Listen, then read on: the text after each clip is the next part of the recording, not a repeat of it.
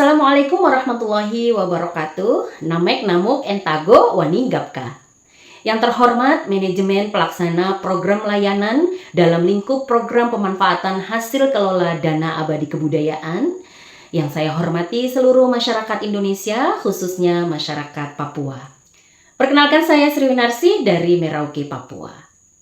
Saya pernah meneliti tentang nilai kearifan lokal dalam tari tradisional Pangkur Sagu dan juga peran tari tradisional Balada Cendrawasih. Dari dua penelitian itu akhirnya saya bisa mengetahui nilai-nilai kehidupan, nilai-nilai kebudayaan di mana di atas bumi yang saya pijak, yakni Bumi Animha Merauke, Papua. Dan hal itu akhirnya membuat saya lebih mengapresiasi sebuah tarian bukan hanya sekedar pertunjukan, tetapi saya bisa lebih mengapresiasi masyarakat adatnya, pelaku budayanya, dan juga kebudayaannya itu sendiri. Lalu di sebuah kesempatan saya berkunjung ke daerah perbatasan NKRI Papua Nugini, tepatnya di daerah Sota. Dan di sana saya menyaksikan sebuah tarian penyambutan yang dibawakan dengan sangat indah oleh beberapa orang. Lalu saya mulai penasaran apakah hanya saya yang baru mengetahui adanya tari etor tersebut, dan saya mencoba melakukan wawancara dengan beberapa orang. Ini adalah cuplikannya. Tahu tarian tradisional yang ada di Papua sini? Tahu. Ya. Seperti apa? Apa saja yang kamu tahu? Ada tarian Ketmon. Ya, tarian Ketmon dari suku Buyu. Oke. Ada tarian Cendrawasih dari suku Wagu. Cendrawasih dari suku Auliu. Ya. Ada tarian Gaksi dari suku Kimau. Oke.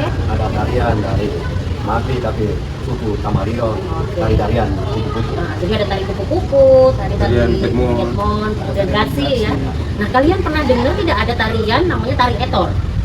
Belum pernah dengar ya tari. Jadi tari etor tadi itu dari suku Marin Kanung. Belum pernah dengar sama sekali. Belum pernah dengar.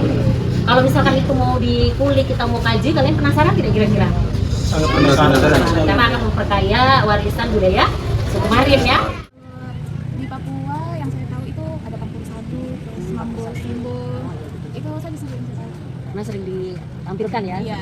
Pernah dengar ada tarian etor? Iya. Pertama tuh Yospan, Pangkur Sagu.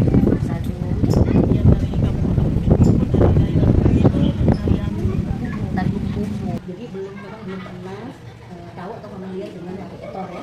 Dari fakta tersebut diketahui bahwa memang tari etor belum banyak diketahui oleh masyarakat luas, bahkan oleh masyarakat Merauke itu sendiri.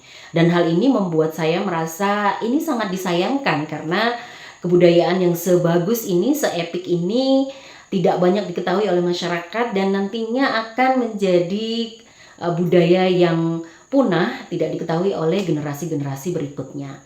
Untuk itu saya berinisiatif untuk melakukan kajian yang akan menggali tentang struktur pertunjukan, ragam gerak, pola lantai, kostum dan juga atributnya untuk mengetahui detail bagaimana gerakan atau bagaimana si tari etor itu. Lalu juga menggali tentang nilai, peran dan fungsi sosialnya sehingga kita bisa tahu representasi tari tersebut untuk mengungkapkan identitas masyarakat Marin Kanum.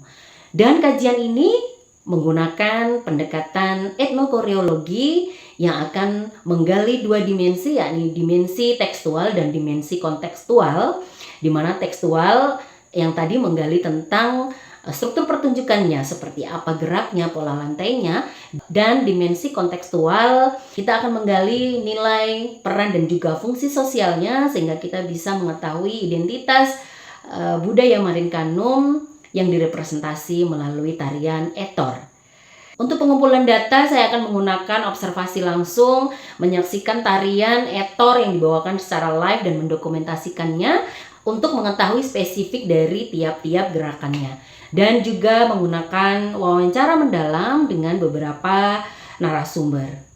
Luaran kajian ini berupa buku yang memuat informasi tentang tari etor yang akan membuat pembacanya mengetahui, memahami, dan lebih mengapresiasi tentang tari etor dari masyarakat Marin Kanum. Dan kajian ini dirangkum dalam tajuk Kajian Etnokoreologi Tari Etor Suku Marin Kanum, Dimensi Tekstual dan Kontekstual sebagai representasi budaya masyarakat perbatasan. Harapan saya semoga kajian ini bisa didukung oleh program Indonesia Raya tahun 2026. Demikian, Assalamualaikum warahmatullahi wabarakatuh.